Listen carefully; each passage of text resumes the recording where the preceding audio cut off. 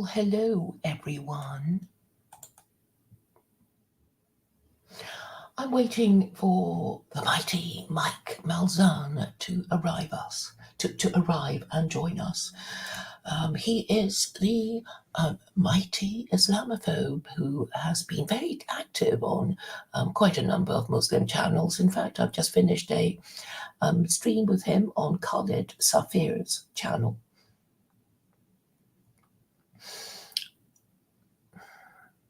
So he has on the other stream quoted what an extract from George Washington's farewell speech, which he knows I'm very keen about, and it goes: respect for its authority, compliance with its laws, acquiescence in its measures are duties enjoined by the fundamental maxims of true liberty. The basis of our political systems is the right of the people to make and to alter their constitutions of government. But the Constitution, which at any time exists until changed by an explicit and authentic act of the whole people, is sacredly obligatory upon all. The very idea of the power and the right of the people to establish government presupposes. I'm afraid maybe I didn't copy it properly, but that's where it ends. And here we are. Mike Malzahn is here.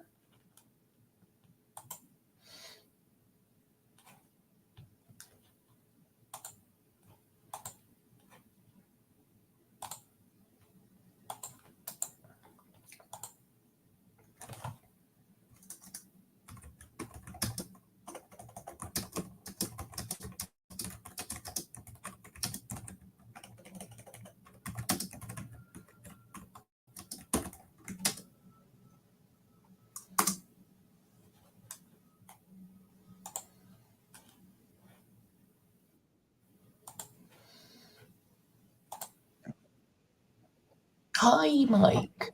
Hey, Well- how's it going? Well, it's been a busy day for me. And It's all this social media you do. Holy cow. Is it on Telegraph, Twitch? What is this Discord thing? yes, I have a sort of presence there, but I'm You have not really Discord? active on them all the time. The perfect Dawa guy, his Christian buddy, invites me to Discord, and now like the Christian Prince, I don't know, I'm on a bunch of things. I get these emails saying somebody mentioned you, and I click on it, and I can't figure out how to get into the conversation. But anyway, It is what it is, as Kal Popovich would say. So you know Christian Prince, or you have debated with him or something? No. I've heard the Muslims talk about him. I don't know where he's from. He sounds not Western. Yes, well, and I'm surprised. I guess. Does anybody know who he is? Because he says some things about Muhammad that I think they're going to take his head here soon. Yes, he is very rude about Muslims, and so is what's his name, Sam Shamoon. He's also very rude, but I don't think there's any particular credit in debating these two very crude people. I wish the Muslims would debate Jews, but apparently Daniel Haqiqat Jew has been finding it quite hard to find Jews, well, knowledgeable Jews, and in particular rabbis, to come and debate him. So he's had some guy on a couple times, but it wasn't like really a debate. They kind of agreed on everything. He's probably who was it? Covington Faith Foundation, COVFF. They had a Jewish guy on who then I came on at the end. He's from Brooklyn, Hasidic Jew, and he's a non-Zionist. Like you said, the Jews are sitting around waiting for the Messiah. Those guys, he's like, we're not supposed to be involved in any of this. We're just waiting for the Messiah. And then, because I mentioned to him, I don't know, did you ever see the exchange with Sam Harris and Batman? of Sam Harris. I've also heard of Batman, but I didn't know he was. The actor, Ben Affleck, Oh, right. Ah, when they were on Bill Maher Friday night, and Sam's saying something about, well, if you look at the studies, 20% of the Muslims are actually Islamists and blah blah blah, and so and Affleck's like, well, that's like saying they're shifty Jews or something. You can't say that. That's one of the funniest things I for last 15 years I thought was, post 9/11, they make up this word Islamophobe, which is fine. But one, it's funny because it sounds like homophobe, right? They borrow yes. they borrow the phobic part from the homos, and then they take page one out of the Jews playbook, which is call everybody who disagrees with you an anti-Semite, and then the Muslims just call everybody who disagrees with them an Islamophobe. You know, so I was like, well, well, we'll get back to Sam Harris. It just reminded me of, I don't know if this was a few years ago before, the war in Gaza and whatnot, the Somali in Minnesota, Omar, I forget her last name, or something Omar, Um, Ilan Omar? Elon Omar. Hmm. Uh, she was talking about APAC, which is the big Jewish lobby here, and Hmm. she says, well, just follow the Bennies, the Benjamins, the money, right? Yes.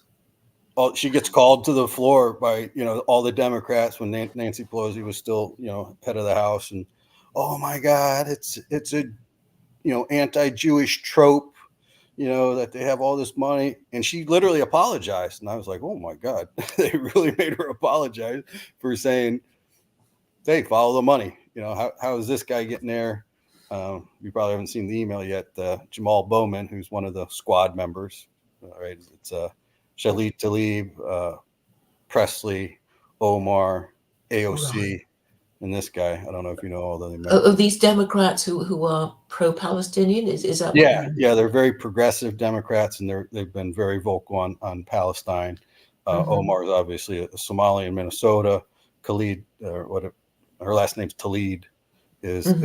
is an Arab in Dearborn, or in Hmm. Michigan. I think Hmm. Presley's a black woman in Michigan. Hmm. AOC's obviously in Brooklyn. She's a Puerto Rican or Hispanic. And Hmm. Jamal Bowman's a black guy also in New York, but a little bit of of the district is in the Bronx that he won. Like he got 6,000 to 1,000 votes versus this other guy, but the rest of it's like Westchester, which is a more affluent area, and it actually has some Jews. But it was the most expensive primary. It was just a primary. These two Democrats.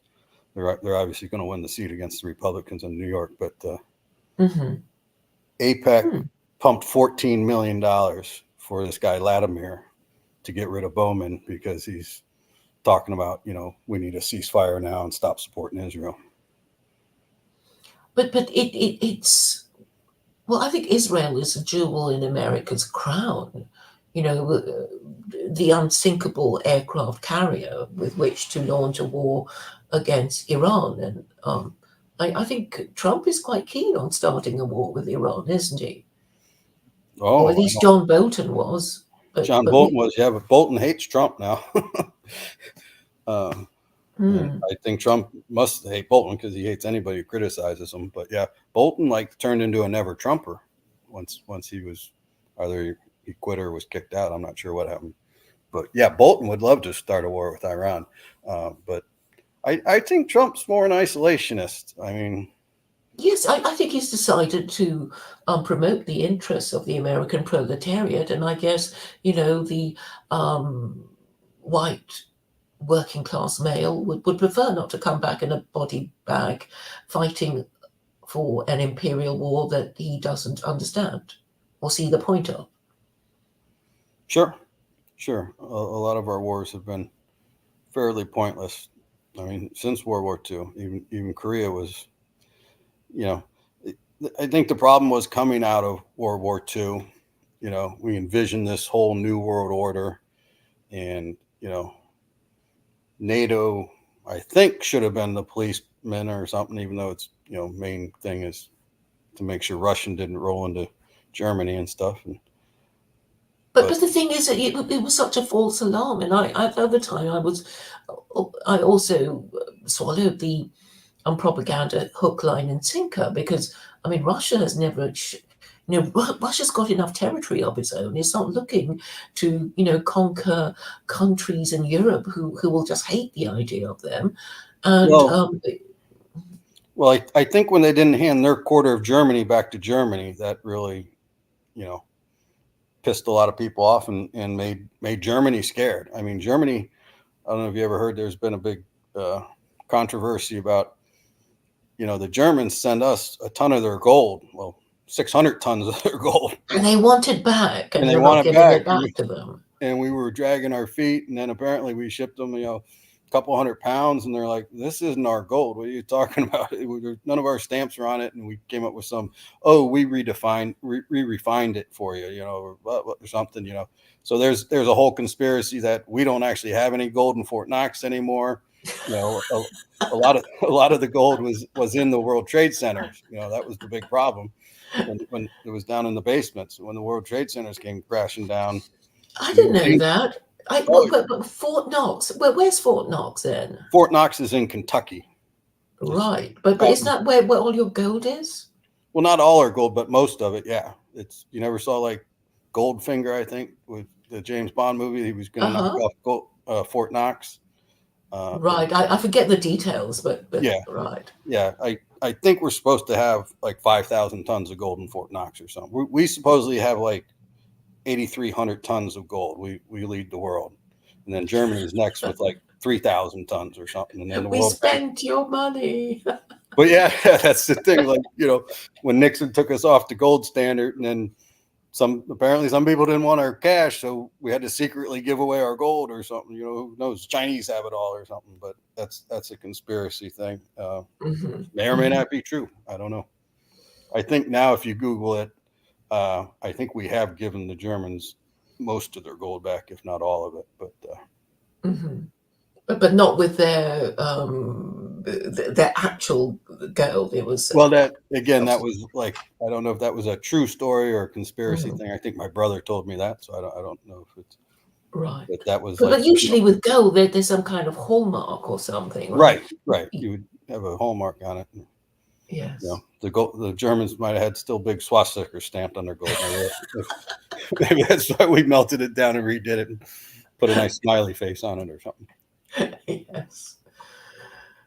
Huh. Yes, I was good. There was something on my mind. I was good. Oh, yes, APAC. You were talking about APAC, and I was reminded of somebody called Thomas Massey, who was talking about um, all these senior American politicians, or anyone who wants to be a senior American politician has an APAC guy. Yeah, Do you, you pretty much have to go bend the knee at APEC. Certainly, if you're a Republican, but I think the Democrats do too. They're generally one of those huge lobby guys that just they pay everybody, you know, uh, because of course they're trying to keep Israel up. Socially, the Jews have always been Democrats.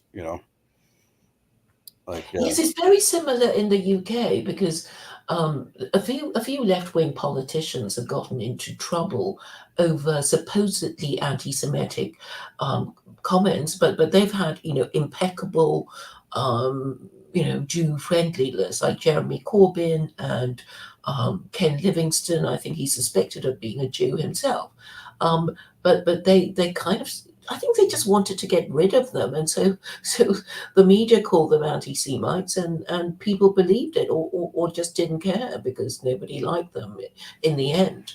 So I think that was really what happened. But the surprising thing, it is that Jews themselves also get accused of Holocaust denial.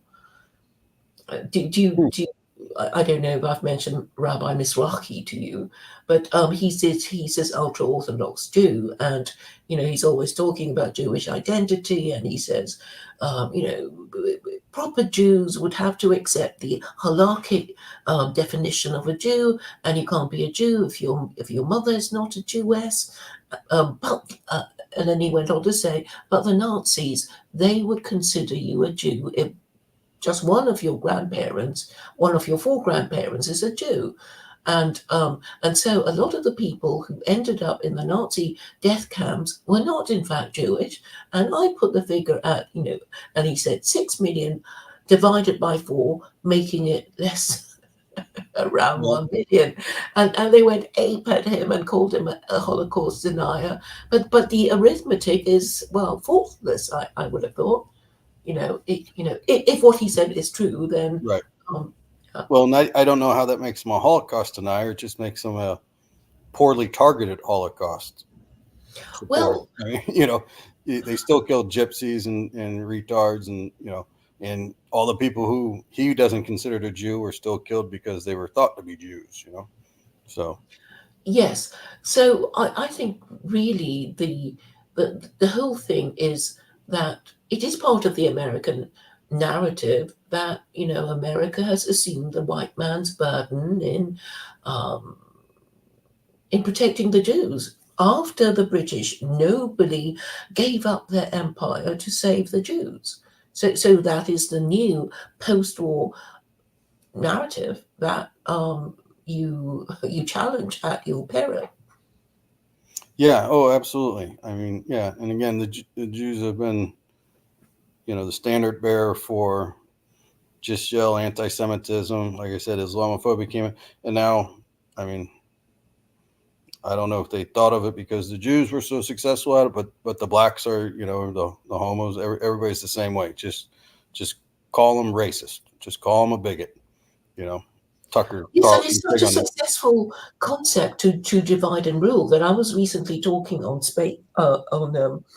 Twitter Spaces with a Haitian. No, he was a Dominican, and he was basically saying that the Americans have basically got all these blacks on the island of Hispaniola to call each other racist, or at least the Haitians are calling the Dominicans racist.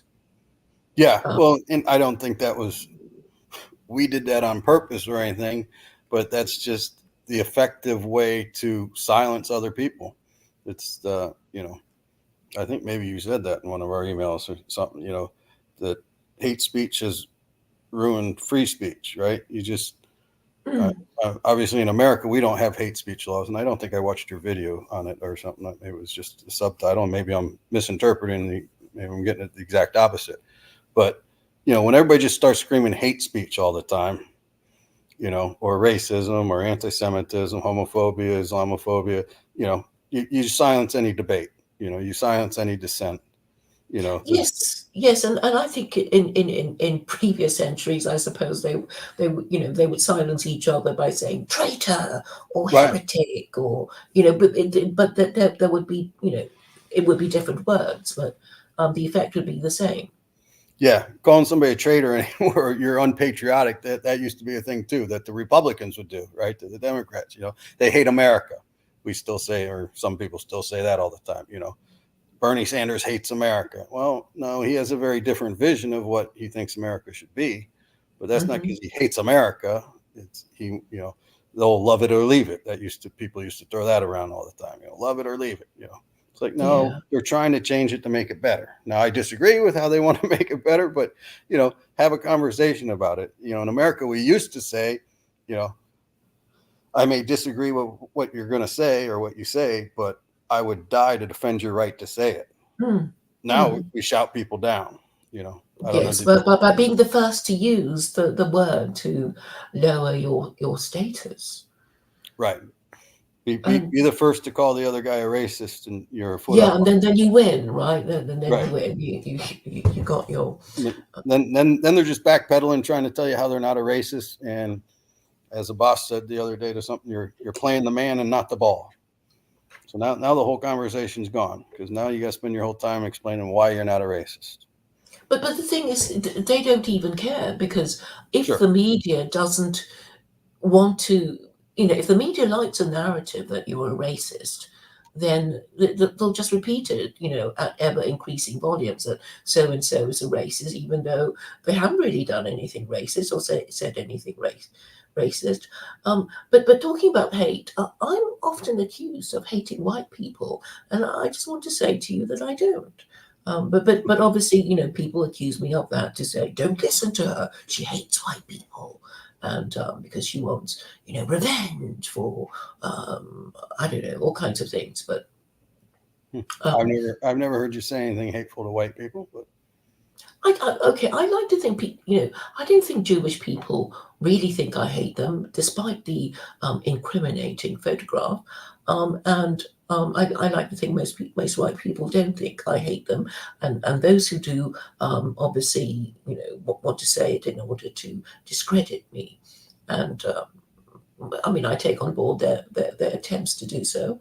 But I suppose if people were being reasonable, they would be prepared to entertain ideas of proposals to define racism or define anti-Semitism or Islamophobia. But they don't want to. They don't want to because they want us to be divided and call each other names and hate each other, so we don't, immediately rise up against them in one block of rage at what they've been doing to us.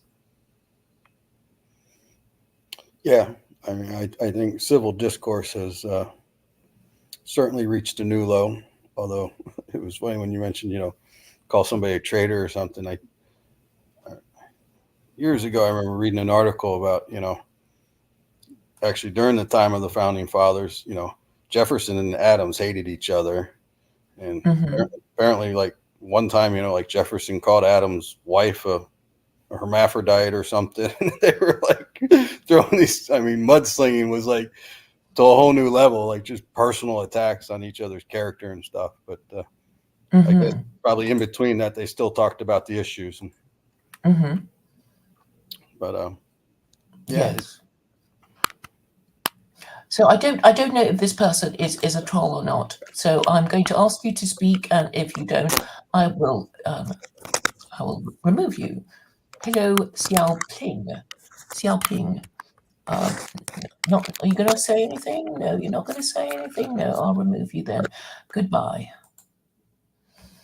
And I'm going to delete that thing so we don't get any more interruptions oh, that's to all our right. conversation. We can let somebody else on. Well, I'll let him post something in the private chat to explain himself. But yes, Oh, okay. I did give the link to Vincent, who may wish to join us or not. Um, yes, so I think it is divide and rule, and I think all empires would do that, and America is a global empire, and um, um, I mean I think Islamic principles of governance would make America a better run empire. What do you think about that? Hmm. Um, I don't know. I've seen too much history of Islam to think. Well, first, I think the caliph has too much power. I think it lacks, uh, checks and balances. Balance of power.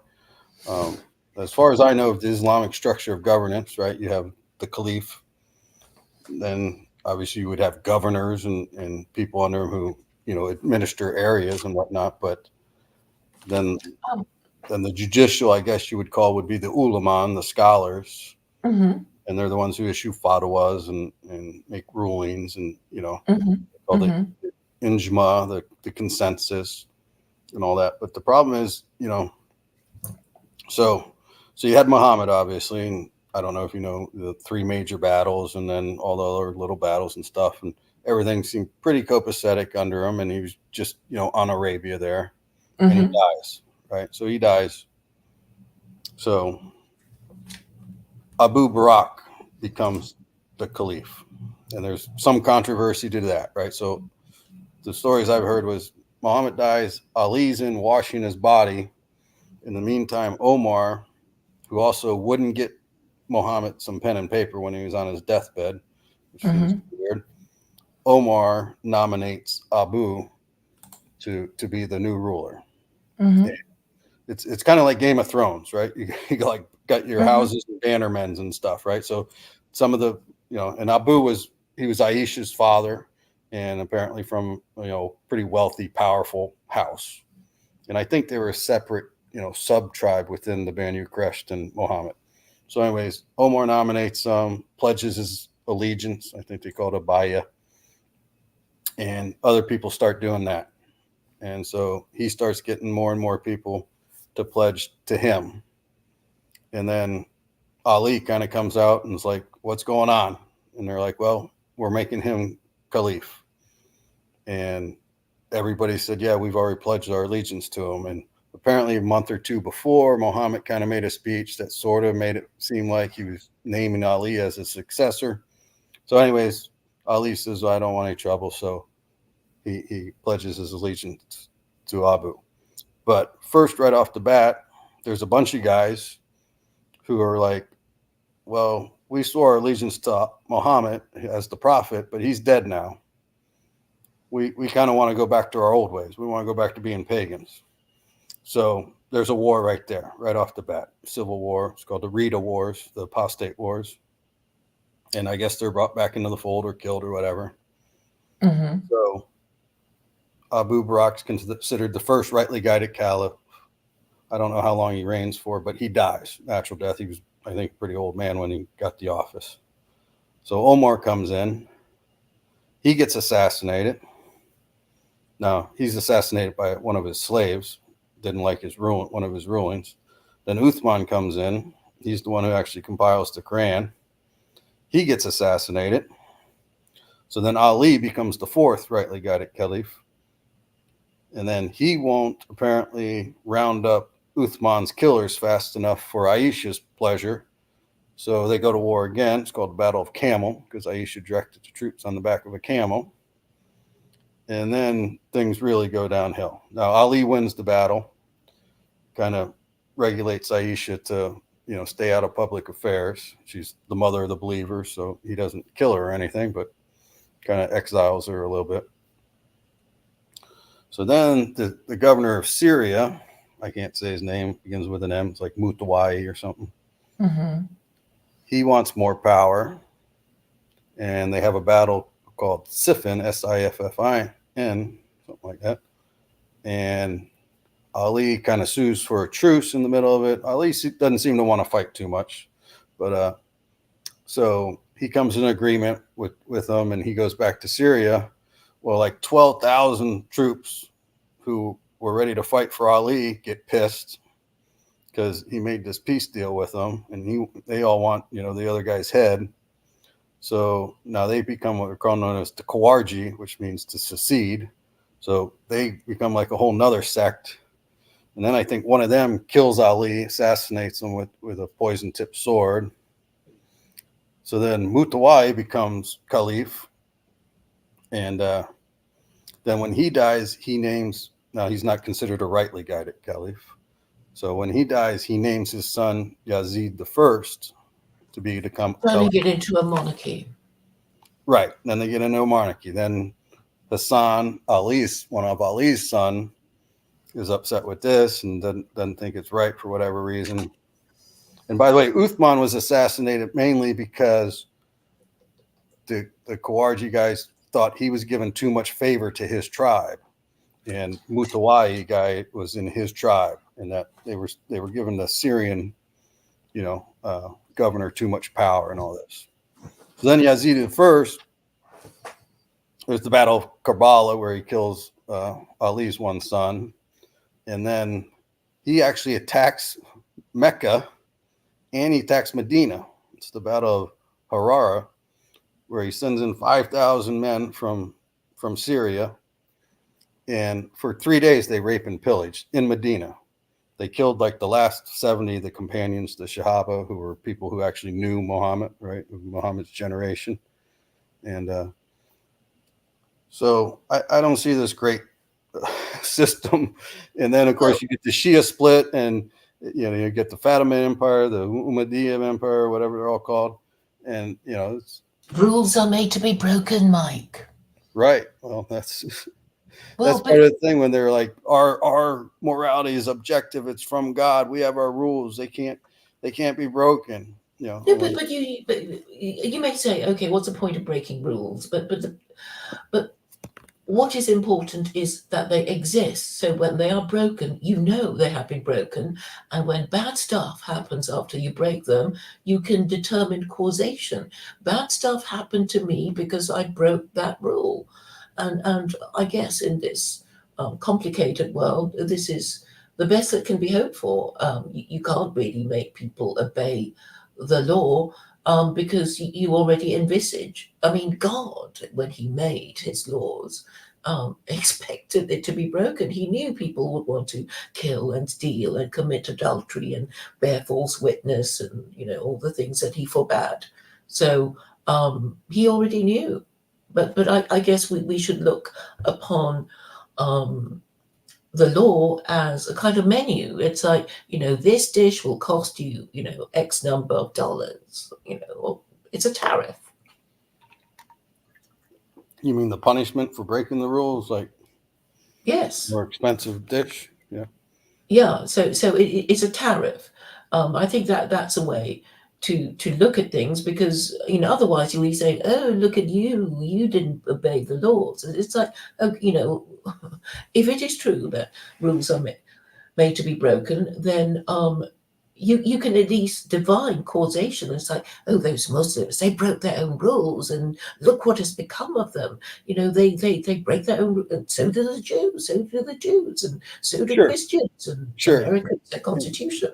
But a big part of it for me is not that the rules were broken, but that the rules are so ambiguous that they're easily manipulated to be broken. That's why I like to bring up 532 and 533 when they say to kill people for spreading corruption, or you go back to Indonesia. Uh, I don't know if you've heard of any of the blasphemy cases out of Indonesia, right? Like you say, blasphemy is not in the Quran. True.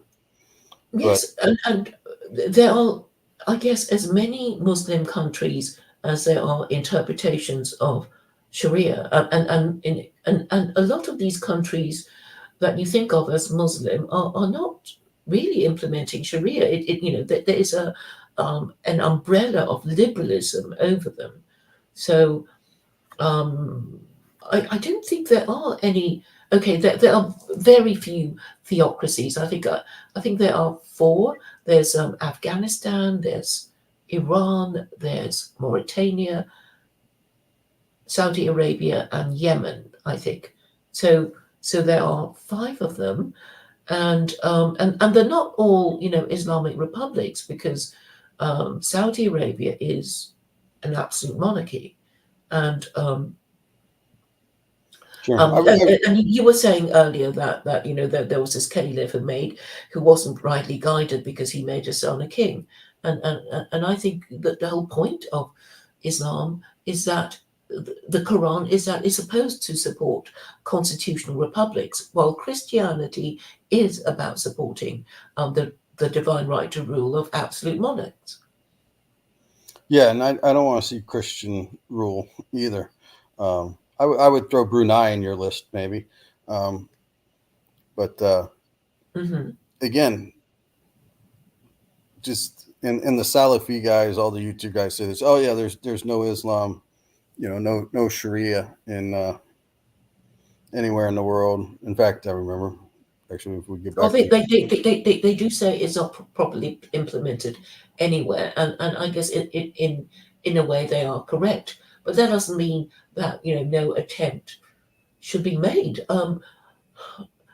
Because otherwise you're just saying nothing need to be done. We just sit around and watch the sky fall in on no, us. no, we can make secular laws to try to correct uh, anything we think is, Khaled brought up, in California, if you steal less than like $1,000, it's not legal. It's a misdemeanor. It's considered petty theft at this point. So yeah, they don't do anything. There's literally videos of people walking out of stores just with handfuls of stuff, and even the corporations uh, will tell if they even have a security, they'll tell them not to stop them and stuff. So Yes, I that think law so. that law Some is easily repealed. Yeah, yes, apparently some staff member tried to stop them and was disciplined for for his attempt. It's so crazy. So Yeah, of course it's going to encourage more of this sort of thing to happen. And well, I mean, yeah. obviously, we all want to live in a low crime, high trust society, and it seems that our government is determined not to give it to us. It doesn't make sense because if you think of yourself as being a member of the ruling class, you would like the people you govern to respect and admire you and think you're the best person to govern the country because you're governing it properly. I mean, Yeah, I don't know why the California. It's funny. There was what was her name, like Susan McDonald or something. She's written several books. When the George Floyd thing happened, she wrote a whole book about policing and how these are just myths that the cops are gunning down unarmed black men left and right. We obviously do shoot a lot more people in America than anywhere else in the world, whether cops or otherwise. Um, mhm, but this attack on the police and these, of course, a lot of people on the right will say it's George Soros's fault. He's funding all these liberal DAs. In Philly, some guy killed somebody and they did some intervention thing. But then I actually read into the story, and it wasn't like the guy was sitting in his car and this black kid just shot him. The guy was like road raging and got out of his car and was, you know, probably didn't deserve to be shot, but he wasn't like just sitting there totally innocent either, mhm. which is the way the right wing media portrayed it. But these guys in San Francisco, who they're uber liberal. Again, a part of this is the whole idea of racism. That the system is racist. Systematic racism. I don't know when this became a term, but everything. There's a book called The New Jim Crow. I think that's found in part of some of it that we're imprisoning blacks at such a large number. It's the new, the white man's holding the black man down because you know everything's Isn't it racist. the prison industrial complex? Because you have Right. privatized your prisons, and prison use slave labor, and slave labor is allowed, and it's a business model. Yeah, I'm not sure how many of our prisons are actually privatized and how much. I mean, there is obviously prison labor still used. And here in Florida, we used to have Charlie Crist was a governor, and that was his big thing was to have the chain gangs out, mowing the grass around the interstates and to make them Hmm. very visible and stuff. I'm sure it was more a waste of money than it was worth the labor you got out of them. Just hire a Hmm. guy with a lawnmower. They're Hmm. out there with like sickles. It was all nonsense, just political puffery. But there, I mean, would you rather the guy sit in prison and not work? I mean, at least you give him a couple bucks an hour and teach him a trade a little bit. Obviously they. Well, it would be a good idea. Yes, they should be, rehabilitated and therefore taught a trade and, assessed. And so I know you won't approve of this, but under secular Quranism, slavery and prostitution will be well, licensed brothels will be legalized. Well, I have no problem with legalized prostitution. I just don't think it's Quranic. I think it's kind of funny. Um, you Well, know, okay, and my it, argument is this: that there is a verse that says, "Do not force your slave girls into slavery if they wish to remain chaste."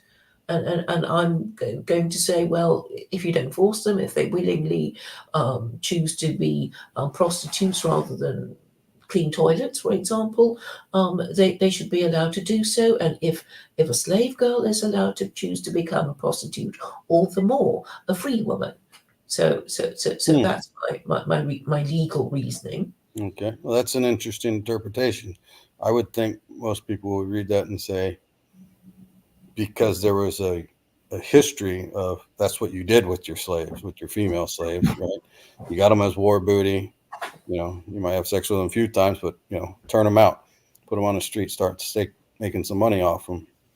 And Oh, so, under the secular Quranist regime, um, yes, you may acquire slave girls, and you can marry up to four of them because you're allowed up to four wives if you don't want to marry them and you want to make them work in your licensed brothel, you'll have to pay them the going rate. You can't just sort of pump and dump them. I mean, it has all to be, done on a commercial basis. So it's like, you're my slave girl, you don't want to be a cleaning lady or whatever. So you'll have to work in a licensed brothel because otherwise, well, you can't let them walk the street because they'll just run away, wouldn't they? So you Right. have to Yeah. provide for them a safe working environment, and that would be a licensed brothel. I don't And, know. Apparently, streetwalkers still have pimps for some reason that they turn money over to. I guess well, for I suppose protection. streetwalkers do need protection, and that has traditionally been what the pimp is for. Right. I would imagine. Um, But what do you mean by paying the going rate? Usually, isn't it, it's however much money to have sex with her, and then she yeah. gives it So to her so master. so my idea of slavery is that everyone would have um, the right to manumission, and for different slaves it would be a different amount. So you'd have an account that's opened, and obviously every you would there would be um, you would be deemed to be paid a certain amount. Obviously, what you get paid would be rather less than a freeman. Um, but anyway, there is this nominal amount that goes into your account, and when your earnings reach the amount that you can um, obtain manumission, then you're free. Right. You're going to establish an escrow account for them, huh? Uh, um, yes, I have to look up the meaning of that word. So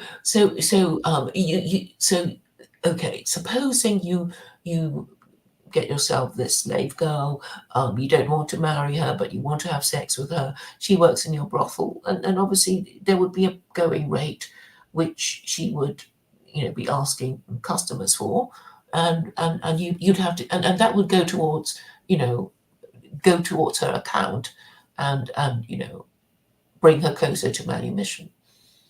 Right. That What that if is you my just want to keep her as a concubine and not have her have sex with other people? Then you would have this thing called a concubine contract. That this is one of my late ideas. So the whole point of prostitution has a social purpose because currently you um, okay, at the moment there are three kinds of providers of sex for men. So that there's and and I'm afraid that the girlfriend sex is the biggest group, actually eclipsing the prostitutes and the wives. And this actually makes it very difficult for women to order their priorities. I mean, they think everybody should every woman should give girlfriend sex, and and this confuses them, and then they end up being pumped and dumped and not becoming wives, and the wives get cross because they're all these girlfriends these women throwing themselves at their husbands, and breaking up their marriages. So to focus the mind of the female, you make it very clear, nothing in between is allowed. You either have prostitute sex, or you either give prostitute sex, or you give wife sex, and that there's no girlfriend sex. But and then I thought concubine sex is probably the only way to regularize the whole position, because the biggest group of women, of sex providers in the Western world, is the girlfriend group, and they have to be somehow helped into one or the other group, because otherwise it's just confusing, and women don't know, and they kind of destroy themselves and their opportunities of becoming a married mother, and that's why I think it's a way of using up. I mean, making the position clear to these women, because obviously it would be more rational to be a wife than to be a prostitute, if you care about status and wanting to be a married mother. Yeah, I think your guys. I guess what I disagree with is I think you're seen as this what's happening is a delay in marriage, as if marriage never happens. Most people still get married. I'm still an anomaly. I do have one other male friend who's been a lifelong bachelor, but everybody else I know has at least been married at some point in time. And usually, if they've married once and they get a divorce, they get married again. My one buddy, when he got divorced, he said, "I'll never marry again." 5 years later, well, I gave her a ring. We'll just stay engaged. 2 years later, they're flying to the islands, getting married. You know, uh, Hmm. so I hope they're happy. But but yeah, they're doing fun. Actually, they're just going on vacation right now for like their fifth wedding anniversary. They're going back to the island they got married on, or something in the Caribbean, with both their kids, all their kids. He's got oh, three that, that, kids that from the previous marriage. She's got two. right.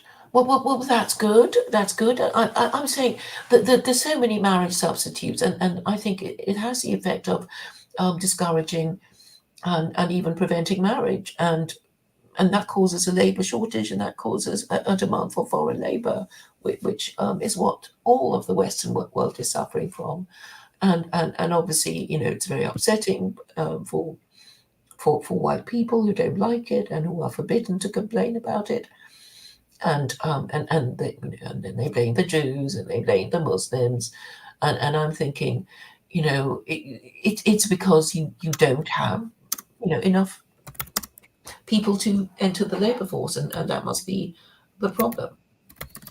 Yeah, well, you're right. We have a labor shortage in the white world, with not having more than just a replacement birth rate, and obviously the Japanese are in decline in their population, and they seem to Yeah, be more. so Japanese women were put on the pill, I think, in 1997. So it's clear what is happening, and the Chinese are also suffering a declining birth rate, and I think it is just because affluence is, in a way, a victim of its own success. Because if Sure. you're really poor, you don't care about keeping up with the Joneses. You're just happy somebody wants to marry you, and if they marry you, you're happy. You have children. You don't worry about not having quite as many holidays as you used to, and you know, and I think um, materialism has caused people to um, not have so many children, and there is a verse in the Quran that says your children are your wealth, and I think it must be true. Um, But I've explained Sure. a few of these And ideas to Vincent, who right. Well, and you do know, like, even Iran's birth rate dropped dramatically at they're one on point. the pill and They, cohabiting with each other. yeah, they It were down just to like doesn't. 1.4%. It was kind of funny, like I said. And the other thing that Ayatollah Khomeini said, we'll outbreed the infidels, and Iran went from what 30 million people to 60 million people in 20 years or something. And then you get the other problem: you got a bunch of young men standing around with no work and whatnot. They don't have enough work for anybody. Yeah, because of So the gig economy. So nobody feels confident enough to, assume the onerous undertaking of yeah, becoming a married father. And so the entire economy has to be adjusted to make it possible again for one married man to um, support his growing family. And this means, unfortunately, the end of equal pay. right. Well, that's kind of funny. I when I first started looking into Islam, it was probably 2012. I went to we have a organization here called CAIR. It's the Council of American Islamic Relations, and there was a Tampa office, and this guy was doing a lecture of Know Your Rights, for the immigrant Muslims. And I said, let's see what these Muslims are talking about, and they actually were talking mostly about Sharia, not about American law. Mhm. They brought up women. It was all about women inheritance. 410, the male should have the portion of two females. And anyways, I asked them a question. Don't you think you're leaving women in a perpetual state of childhood? But anyways, after they were done, they were all very nice. I remember we had Hungry Howie's pizza. He's like, want some pizza? Everybody's smiling. Like, I'm the one white guy there. And he's like, well, we have to go pray. Do you want to follow us, to the mosque? I said, sure. So we went over to the mosque, and they went and prayed, and I stood outside. And everybody give me strange looks. Although I was smoking a cigarette when he came out. He's like, "Yeah, we don't usually smoke around the door here." I'm like, "Oh, maybe that's why everybody's giving me weird looks." We went back in the mosque and we're talking, and he said, "Well, don't you think if we got all the women out of the workforce, men would be able to, the pay would go up, and all the men would be able to get jobs, and they could support the families by themselves?" And I kind of laughed a little bit. I said, "Well, I don't think we're allowed to do that. It's not the 50s anymore." But also, I'm not sure that's how it would actually shake out.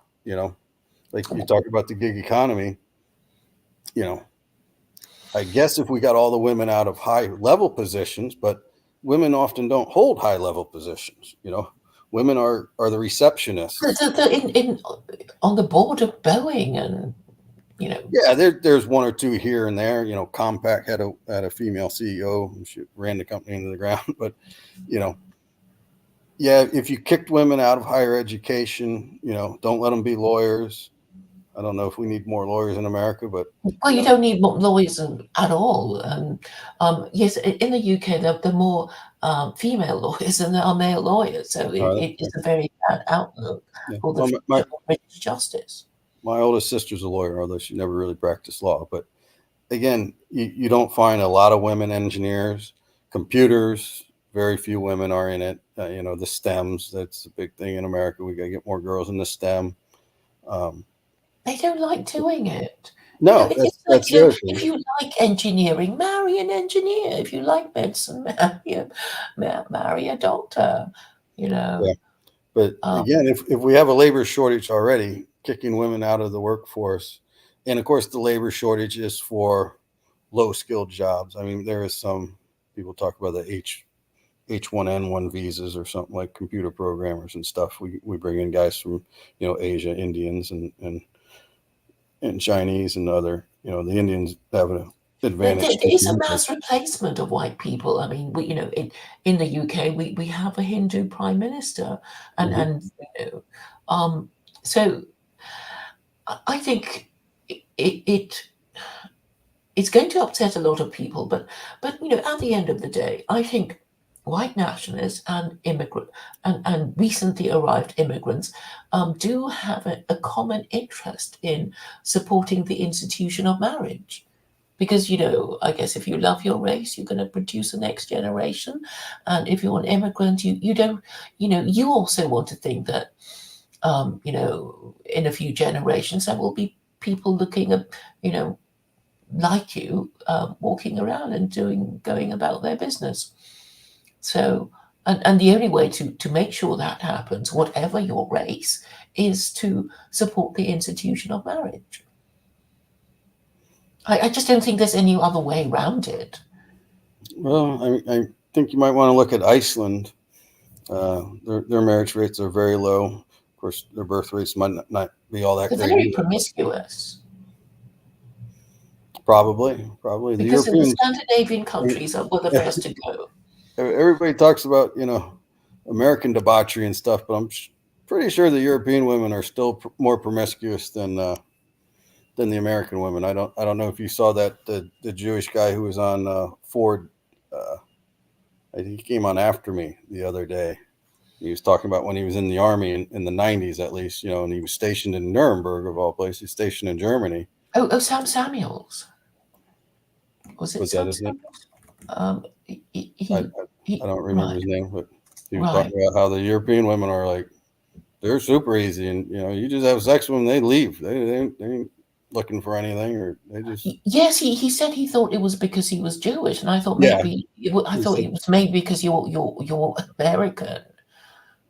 yeah. He said But it's the hard to German girls were trying separate. to piss their fathers off, maybe by having sex with a Jewish guy.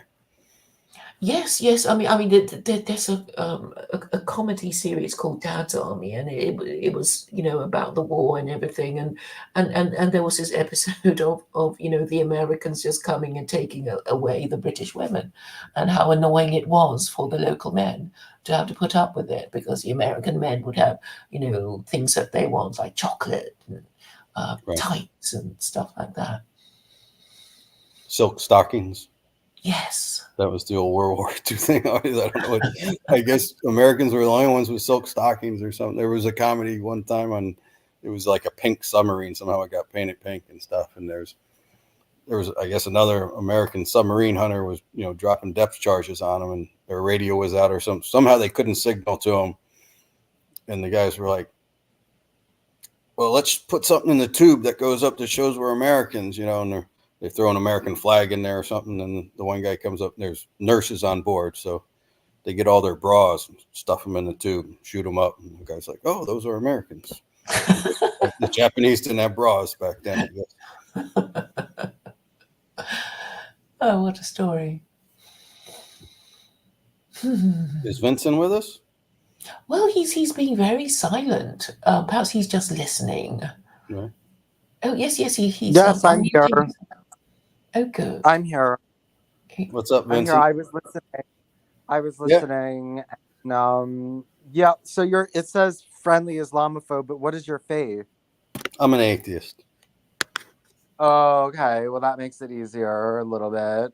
Sometimes I put American atheists on there, but Khalid in his little in the chat said, "Hey, Mike, Islamophobes are come on board" or something. So I changed it. Sometimes I put kafir in there, which means a disbeliever in Arabic. Yeah. Sometimes I put racist in there when people have been calling me a racist.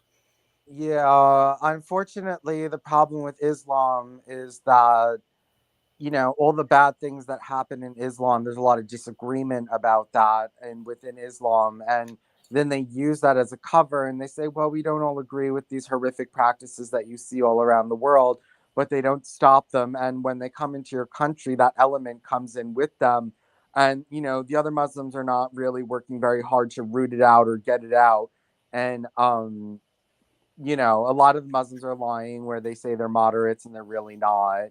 Yeah, the problem is that when you get into the Quran, the thing that's interesting about Claire is she rejects all the hadith and all that other kind of stuff. The Quran, unfortunately, is rather liberal. The only, thing so as a pagan in an Islamic state, I would not be permitted to go out in public and evangelize people into idolatry. But they have all these things where they say, well, first of all, you're allowed to practice it inside your house, inside your courtyard, just not in public. It's a soft kill when, because they try to narrow everything down and be like, well, forget everything where there's mixed interpretations and we don't agree. Just narrow it down to the Quran.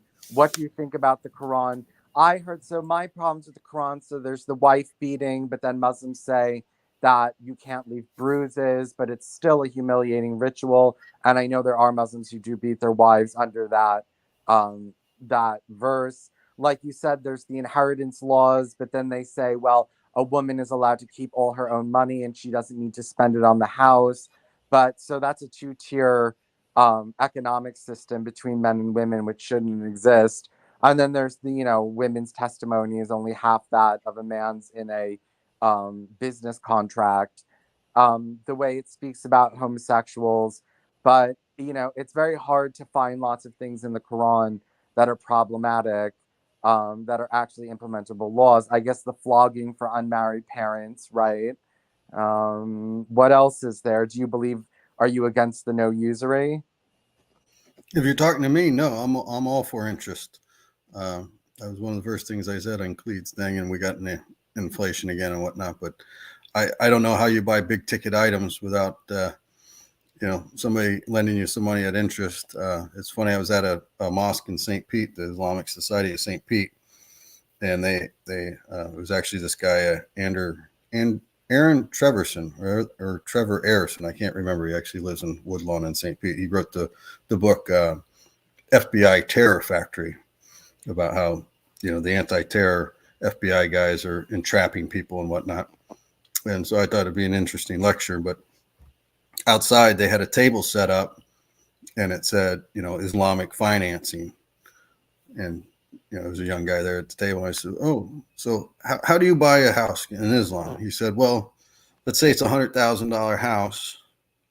The bank will buy it for you. and then over a set course of time, you pay them so much money back, and it may be like $300,000. So of course I just started laughing. I said, "Well, how is that not interest?" He said, "Well, it's a fee, you know. It's just they just rename it." So Yeah, but it doesn't compound. So you no, can and charge. Oh, nobody's expecting you to lend your money for free, but you're just not. You can't. It can only be simple. Well, a percentage of the loan, but you know. yeah, well, interest rates on mortgages don't compound in America, at least. I mean, they front end load the interest. You know, your first 10 years you're paying on it, you've got almost no equity into the loan or into the house, but at the end you're paying all equity. So they don't. You can have an interest bearing account usually that compounds daily, but that's good for you. You're the saver. You know, I don't get this idea of why, if I got $100,000 sitting around, I want to put it in a bank and earn 5%, and they want to take it and lend it to somebody at 7%. The bank makes 2%. That guy pays on 7% as he's agreed to. Everybody's happy. I always tell Muslims, you guys need to watch It's a Wonderful Life every Christmas. When there's a run on the bank and James Stewart is trying to explain to the guys, listen, your money's not here. It's in Frank's house. It's in John's farm. The cash isn't just sitting in a pile here doing nothing. It's out and it's working. There's one guy, he's, I guess, the fractional reserve banking. Well, that can be a thing of whether fractional is where to put the fraction at. I think the 10 fraction banking might be a bit too much. That banks only need 10% reserve of what they've lent out. But I usually has easy money policies has caused property prices to skyrocket, bringing it out of the reach of ordinary people, men who want to start a family. Sure, I agree, but that's not the interest's fault.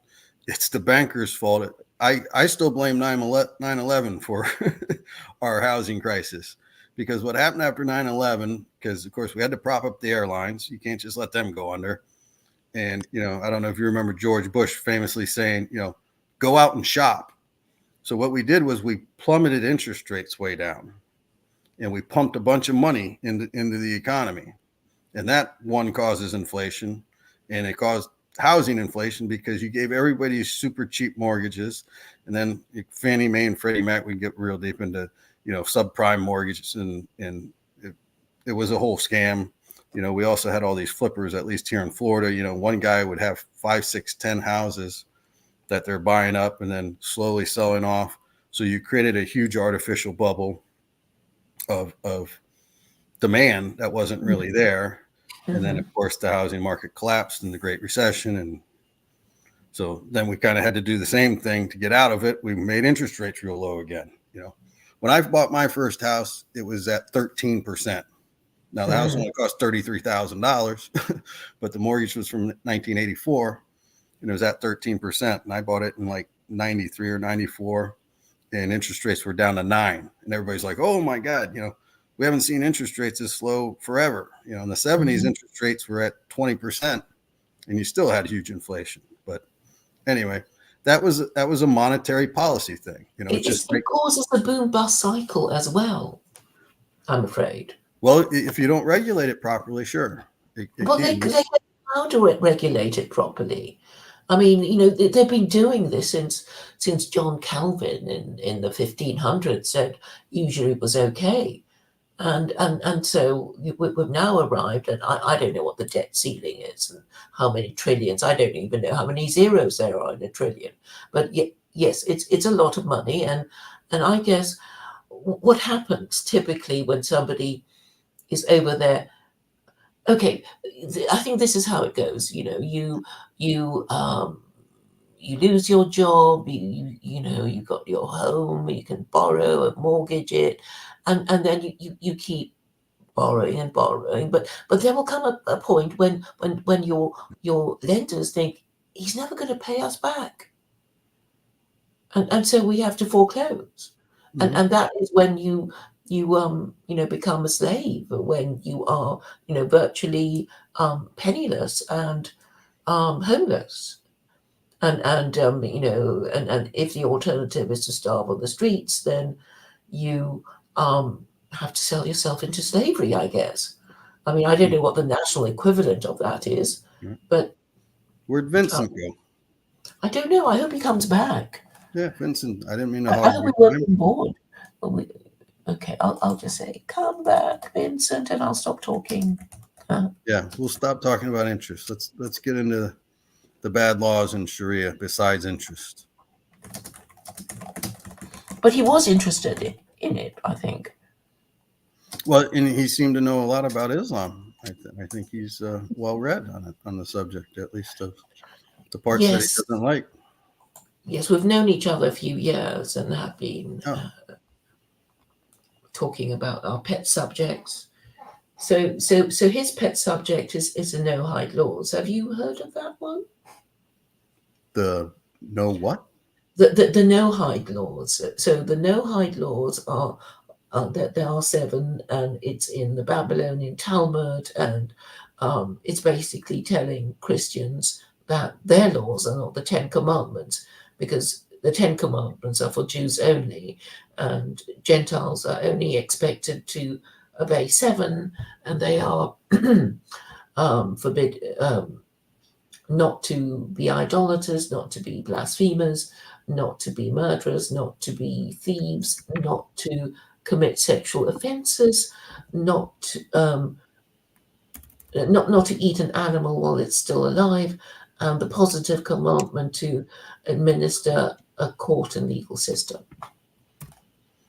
Yeah, the whole don't eat an animal when it's alive thing always got me. So I guess before refrigeration, did some people like tie an animal up and like cut one leg off and cauterize it and eat that leg and keep the rest Yes, of the animal alive? yes, Thinking about it, very cruel to the animal, but it's not the worst strategy in the world. yes. So, I mean, I've seen, people just drinking the blood of an animal and, Sure. and Yeah. mixing it with some blood and, yes. Yeah. The Maasai will do that with their cows. They'll shoot just barely pull the string back and shoot an arrow into its neck and get the, blood in a gourd or whatever. And then they'll patch it up. And sometimes they had mixed milk with it. Who was it? The Bizarre Food guy one time was down there, Andrew Zimmern. I don't know if you ever watched him on the Food Network, but he's like, yeah, the milk kind of curdles a little bit in the warm blood. It didn't sound too appealing, but good source of iron. Yes. Yes. So I mean, I suppose. Well, I like to think that most people, reasonable, decent people, will think I'm okay with the seven no hide laws, and um, so it's been a thing with Jews. It's like they don't quite like to tell Christians that they are idolaters, because it's obviously idolatry to worship a man, and there's just so many unsayable things in this whole theological discussion. And Vincent and I guess we enjoy discussing theology, and everybody thinks we're crazy because we yes, do tend to repeat ourselves, but I do think that if God exists, this and anybody who believes in God should have a care. I mean, it's so obvious how people just project onto God their own ideas of what is, right and just. So it seems Christians just assume that God is a liberal who will agree to disagree with people who think he's God and that his mother is Mary, and that he'll be okay about it. But I'm saying, well, obviously one, he is or he isn't okay about, being worshipped as the co-eternal of Yeah, it's Jesus. funny because I was raised Catholic. I think I told you that, but for anyone who's listening, and Hmm. it was, looking back on it, it's always funny. So we went to church every Sunday, and I went to Catholic school, so we went to church every Wednesday. And one, I don't think you ever got readings from the Old Testament. I mean, unless it was around Easter or something, you know, you certainly didn't get readings out of Leviticus and Deuteronomy, or certainly none that pertain to, you know, stoning the priest's daughter in the threshold if, you know, she's committed bestiality or even just fornicated or whatever. Mm-hmm. And you get inundated with all the, you know, let he who's without sin cast the first stone, which I just saw the blogging theology guy claims was, you know, put in by some monk, you know. That was the New Testament, wasn't it? Yeah, that's where they brought a prostitute out to stone her, and Jesus supposedly started. An adulteress. An adulteress. I think it was a prostitute, but either way, I think they stoned either of them. And they started writing everybody's sins in the sand, and then said, let he who's without sin cast the first stone. So then, of course, now the Muslims say, well, why didn't Jesus throw a stone? I thought he was sinless.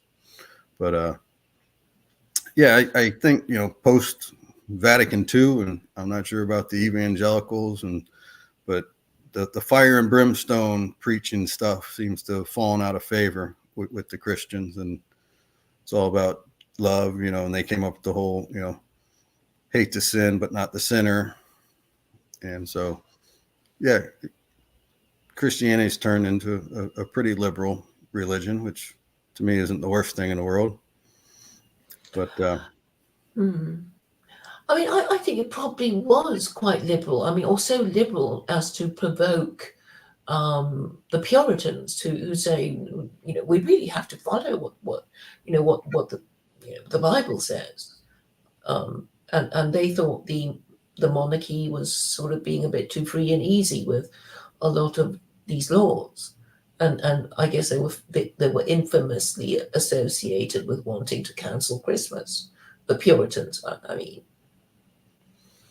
yeah, I mean, you got all sorts of subsects within Christianity. I don't think the Jehovah's Witnesses celebrate birthdays or Christmas. You know, the Mennonites who got Amish here and stuff who still, you know, want to live without electricity because they see that as, you know, I don't know, from Satan or something. Yeah, so the Mennonites were basically persecuted by the state church because they didn't want to be fighting and dying in some imperial war, and for that reason they were well, not welcome and kicked out from Germany, and then which is why they arrived in America. Oh, and Vincent is ex Jehovah's Witness, in case you're interested. So he seems quite knowledgeable about these things, and I suppose, you know, with Catholicism, you know, what attracted me to Catholicism was really the beauty of its rituals, and I guess that was for a reason, in that, you know, before Rome was Christianized, they already had a priesthood, and the chief priest was called Pontifex, and when Rome Christianized, they didn't bother changing his name. Okay. And Yeah. so you can imagine that the Romans were quite good at putting on shows to, you know, impress the people. Sure. Very, very good at sleight of hand and whatnot. I don't know if you ever saw the HBO series Rome, where it's like the rise of Julius Caesar, and at one point Yeah, I missed that. I keep meaning to watch it, but yeah, it's pretty good. There's nudity in it though, but oh anyway. yes, HBO is good for all that. Right. So Yes. Julius Caesar standing out, and the high priest there, and you know, like, well, if you're truly the Caesar, you know, white doves will come out. And of course, there's a bunch of guys underneath the stands throwing white doves up, you know. Yes, so I think, you know, I think this has happened before, because I mean, talking about the Romans, there was a time when they were talking about the bachelor tax, because there were all these Roman men who refused to marry, and the Roman government thought they deal with the problem by imposing a bachelor tax, but that even that didn't work. So I guess I know you don't think that religion is needed to maintain morality, unlike George Washington, but it's really about maintaining the quality of the people from generation to generation. So I guess if you want the institution of the family to be strong, then you have to support marriage. Otherwise, people will just go their own way and do their own thing. And, Well, certainly some will, and even with the institution of marriage, some will. Yeah, there's some people who are very bad husbands or very bad wives. Um, yes, and there will be laws to deal with it, and the Quran allows divorce, unlike Christianity, which was so strict that even kings couldn't get a proper divorce until Henry VIII decided to become his own pope. right. Had to behead 8 of them. I think he beheaded two of them. 2, or maybe I'm just thinking Marie Antoinette. And, Well, she was beheaded by the revolutionaries. oh, yeah, no, that's Let Them Eat Cake. That's the French chick. Well, she was Austrian actually, but Oh, was she? she married the French king, and well, I mean, she was just innocent. She didn't know, but She wasn't being a smartass with that comment. She no, didn't know. no. I mean, she genuinely thought, well, if they run out of bread, They let should them have have cake. cake. I mean, that showed how innocent she was. Not Sure. I mean, I suppose she could say let them eat rats or whatever that was plentiful, but. Who knows? Maybe just the other day the castle ran out of bread and one of the servants brought her cake. So that was on her mind. Yes, I suppose the Europeans were always complaining about being run by foreigners, and in the sense that the European royal families were well, there weren't that many of them, and when they did marry, they'd have to marry each other, and there was a lot of cousin marriage, and Mm-hmm. that was the only way for these Europeans to maintain themselves. Um, but anyway, I mean, thanks to the American Revolution, um, the age of monarchy ended, and it was, well, I suppose you could say the English Revolution um, began the whole thing. But Yeah, the I mean, American Revolution also represented a um, a rejection of Christianity, which I don't think Americans really have taken responsibility for. okay. Yeah, we don't like It's monarchy. all your fault. We still think it's kind of funny. Well, I guess the king now, is he still the head of Canada in Australia? They keep seeming to have these little votes or not having the votes to get rid of him as the head of state. Well, well, the Australian Prime Minister has had his arm twisted into saying that he will not conduct a referendum for Australia to become a republic in his first term of office. So I guess they're waiting for things to settle down. But the monarchy is very important um, to American geopolitical interests, just because um, Britain still controls a lot of territory in Canada, in Australia, and New Zealand, who are technically still British, even though they don't want to say it out loud.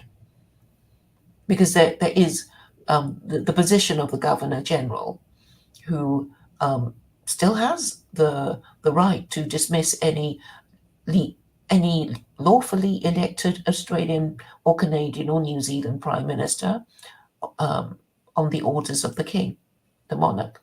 Right? Have they done that in the last 20 years? Not the last 20 years, but there was a constitutional crisis in 1975 when Gough Whitlam was dismissed by Governor General John Kerr. And it is reported in The Guardian to be over allowing the CIA to set up listening posts and establish an American presence.